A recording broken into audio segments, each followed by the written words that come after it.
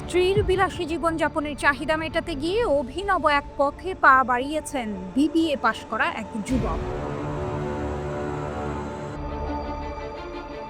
ভালো বেতনের চাকরি ছেড়ে বেছে নিয়েছেন চুরির মতো জঘন্য পেশা।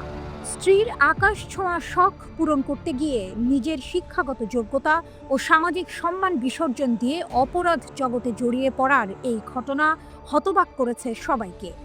অভিনব এই ঘটনা ঘটেছে ভারতের রাজস্থানে।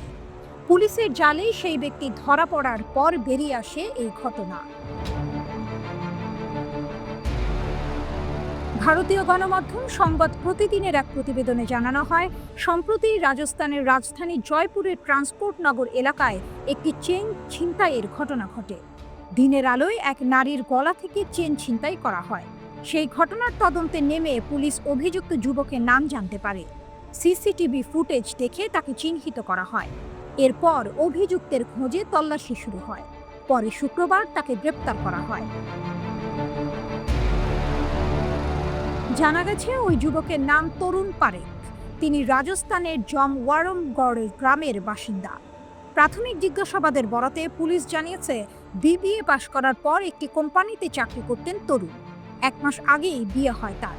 তবে বিয়ের পর থেকে স্ত্রীর বিলাসবহুল জীবনের চাহিদা মেটাতে পারছিলেন না তিনি। এরপরই চুরি করার সিদ্ধান্ত নেন।